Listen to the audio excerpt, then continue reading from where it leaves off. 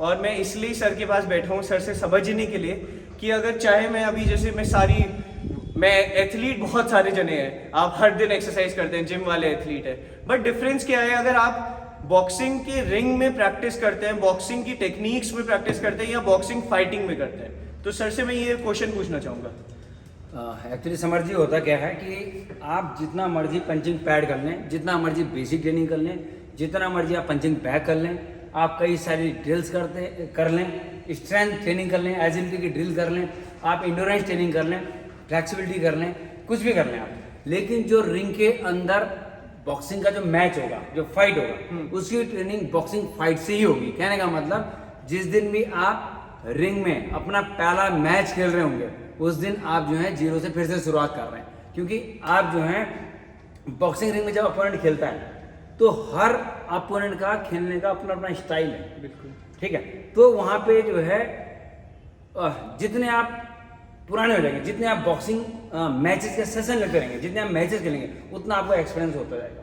ठीक है, तो आप जो है जब भी आप बॉक्सिंग मैच में पहली बार उतरेंगे, चाहे आप 4 साल से बॉक्सिंग सीख रहे हो, चाहे 5 साल से सीख रहे हो, जिस दिन आप बॉक्सिंग रिंग में एज अ फाइटर उतर रहे हो, वो आपका फर्स्ट डे है और उस दिन आप जीरो।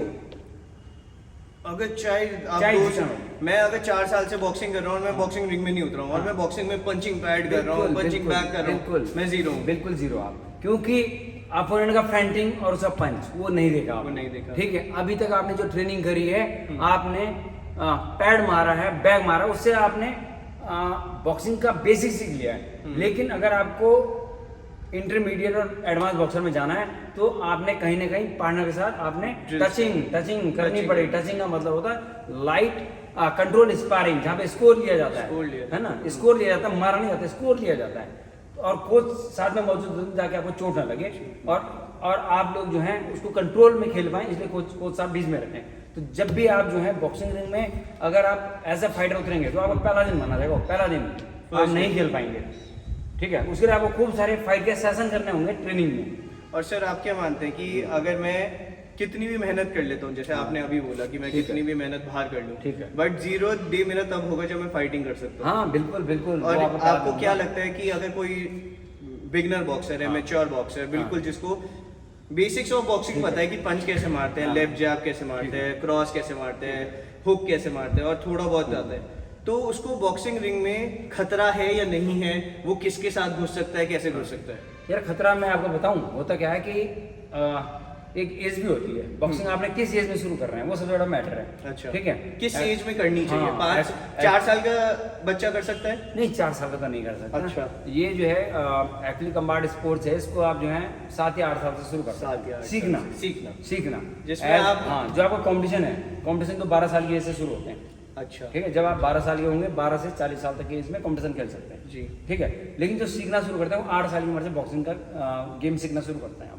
अच्छा, ठीक है, एक मानो आप हैं जी, आप 20 साल में शुरू कर रहे हैं, आपकी एज 20 है जी, एक बच्चे की उम्र 8 साल थी, उसने 8 साल से सीख लिया, वो 20 का हो गया, तो आप खुद देख लीजिए कौन कितना डिफरेंस है। उसने 12 साल की स्किल डेवलप कर ली, 12 साल तो उसको मारना पॉसिबल नहीं होगा, चाहे मैं कितनी भी 5 साल में कितनी भी मेहनत रगड़ मार लूं, 2 साल में कितनी भी मार लूं, नहीं 5 साल में कवर कर सकते हैं।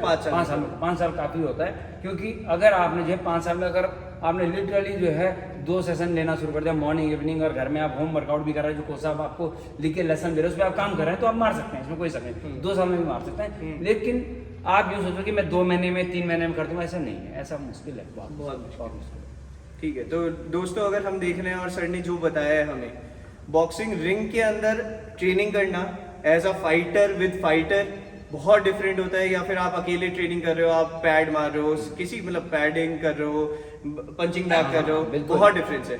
और मुझे लगता है इसलिए हम आज हमारा डे 4th है, बट आज से हम लगता है लगभग डे 20th के बाद हम अपना फाइटर सेशन, जिसमें हम किसी एक जनी के साथ कुछ ना कुछ लाइट स्पारिंग, जिसने सर में बोला, जिसमें हमें खतरा नहीं है, वो हम स्टार्ट कर पाएंगे, जिससे आभास होगा कि फाइटिंग में कैसे, जब रिंग में उतरते तो कैसा होगा। और जो हमारी पहली फाइट होगी वो डे 0th मान के हम डे फाइट करेंगे, वो हम कोशिश करेंगे डे 50th में हम पहली फाइट करें। आप देख रहे होंगे यहाँ पे, अब आजकल इतना ज्यादा जिम का वो चल रहा है, सब जिम कर रहे हैं और आधे से ज्यादा जिम जाके बॉडी बना रहे हैं और बॉडी अच्छी बन रही है। ठीक है जी, हर कोई जो जिम करता है, चाहे आप वो डायलॉग सुने, जिम करे डरे, और या फिर कोई सा भी हो सकता है, बट हर किसी को जो जिम करता है उसको लगता है आज तो हम इसको तोड़ देंगे, इसको मार देंगे, इससे लड़ाई करके हम वो कर देंगे। और इवन आप किसी भी बॉक्सर को उठा के देखिए, सर आप अपने को देखिए हैं, और मुझे पता है यहाँ पे अगर 100 जने आ जाए जिम के, जितने बड़े बॉडी बिल्डर हैं, वो आपके सामने कहीं नहीं है। और सिर्फ आपके सामने नहीं, यहाँ पे हमारे जो बॉक्सर है, जो इंटरमीडिएट बॉक्सर भी है, वो बिल्कुल पतले और स्लीक होंगे, जिनकी बॉडी बिल्कुल ड्रिप्ड होगी, बिल्कुल पतले और स्लीक। तो जिम वालों को लगता है वो हर किसी को मार देंगे। ये इसमें सच्चाई बताइए क्या रहता है? समर जी, बात ऐसे कि जो लोग जिम करते हैं तो वहाँ पे जो है अपना मसल्स के साइज पे काम कर रहे हैं वो, ठीक है, वो मसल्स बना रहे हैं, बॉडी बना रहे हैं, उनकी मतलब फिजिक निकल गया, अच्छी फिजिक दिखे, स्ट्रेंथ ट्रेनिंग है ना, स्ट्रेंथ ट्रेनिंग अच्छी फिजिक दिखे, उसको लेके काम कर रहे हैं। लेकिन हम यहाँ जो काम कर रहे हैं, पंच कैसे मारें, पंच मार के कैसे बैठाएं, कैसे हम ज़्यादा पंच थ्रो कर पाएं, तो दोनों का गोल अलग अलग है। उनका गोल है फिजिक के ऊपर काम करने का, मसल्स कैसे अच्छी दिखेगी, शरीर अच्छा कहाँ से दिखेगा, शेड्यूल कैसे लगेंगे।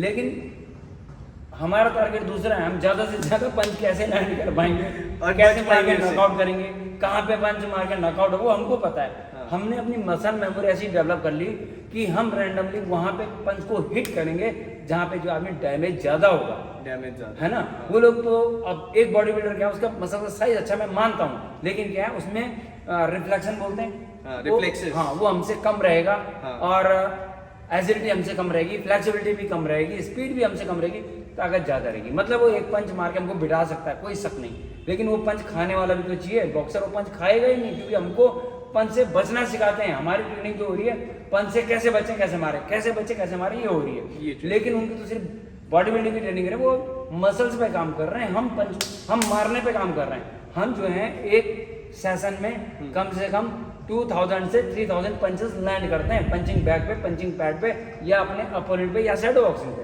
तो हमारा काम ही यही है ना। तो उनका काम जो है फिजिक को बनाना है, तो दोनों के गोल अलग अलग है। और सर आपके पास मुझे लगता है कि बहुत सारे जिम ट्रेनर है, जिम जो करते हैं एंथुसियास्ट, वो तो सही है, जिम ट्रेनर है जो सिखा रहे हैं, जिनकी बॉडी बनी हुई है, जो बिल्कुल बल्क बॉडी है, वो भी आते हैं। हाँ, मेरे पास जो है बहुत सारे जो है जिम के ट्रेनर जो अच्छे। उसमें डिफरेंस क्या लगा है आपको, वो सब जो वो स्टार्टिंग में? हाँ, उनके डिफरेंस ये लगा, मैं बता दूं भाई, सबसे बड़ी बात कि जो जिम में ट्रेनर है ना, तो जो जिम में ट्रेनर भी है तो इसका मतलब बॉडी बिल्डिंग भी करता है ना, बॉडी बिल्डिंग कर रहा है वो, तो कहीं ना कहीं उसकी मसल्स इतनी स्टिफ रहती है। तो सबसे पहला हमारे में क्या होता है बॉक्सिंग में, on guard position. On guard position का मतलब गार्ड जो है आपको बचाएगा, वो गार्ड नहीं रख पाते हैं, क्योंकि उनका क्या, ये साइज बड़ा होता है, ये वाला साइज बड़ा होता है, तो ऐसे गार्ड रखते हैं। तो क्या होता है, टारगेट एरिया ओपन रहता है, उनको पंच ज्यादा लगते हैं, हमको टारगेट ये रखना होता है, तो वो नहीं कर, पहली बात तो उसी पे काम नहीं कर पाते।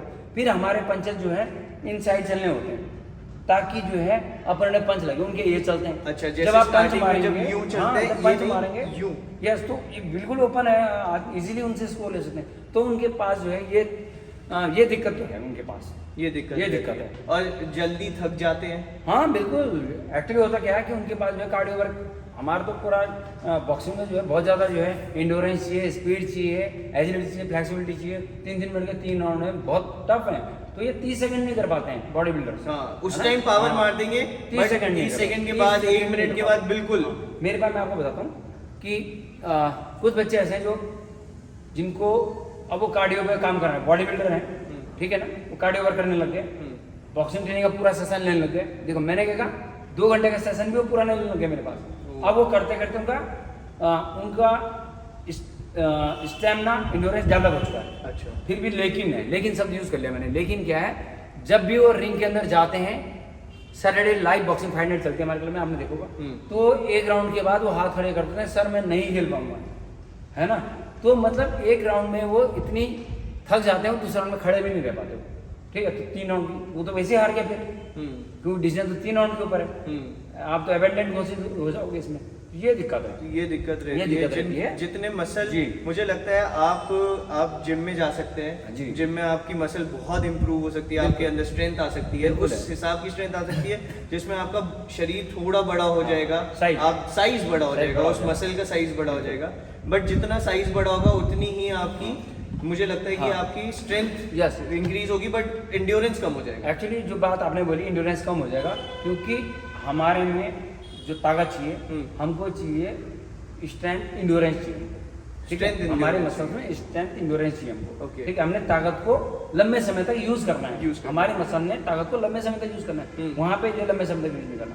हमारे पे अगर हम जो है अपने बॉक्सर्स को स्ट्रेंथ ट्रेनिंग कराते हैं तो रेपिटेशन मैक्सिमम कराते हैं, रेपिटेशन। लेकिन जिमिंग में अगर आप बताओगे जिम में कि रेपिटेशन हम, तो वो क्या कहेंगे कि आप जो है, हम लोग जब कटिंग पे होते हैं तब रेपिटेशन मैक्सिमम करते हैं, और हमारे रेपिटेशन मैक्सिमम का मतलब मैक्सिमम है, उनके रेपिटेशन कुछ और है मैक्सिमम। कहने का मतलब वो स्ट्रेंथ में इतना हाई होंगे कि हम टच भी नहीं कर पाएंगे। बट इस वे में जब तक एंड्योरेंस वो प्रैक्टिस नहीं करेंगे, तो एंड्योरेंस में हम एज अ बॉक्सर जो बॉक्सिंग करता है, जो बॉक्सिंग एथलीट करता होगा, चाहे एमएमए कर रहा होगा, चाहे बॉक्सिंग कर रहा होगा, वो इम्प्रूवमेंट उनके में ज्यादा होगा। छोटा सा एग्जांपल दूंगा, अगर यहाँ पे एक ट्रक लग गया बाहर पे, ठीक है, ट्रक में जो है गेहूं की बोरी रखी है 100 बोरी रखी है, ठीक है। अगर बॉडी बिल्डर और बॉक्सर दोनों को लगा दें कि आपने बोरियां खत्म करनी है, तो जो फर्स्ट 10 बोरियां होंगी, पहली 10 बॉडी बिल्डर खत्म करेगा।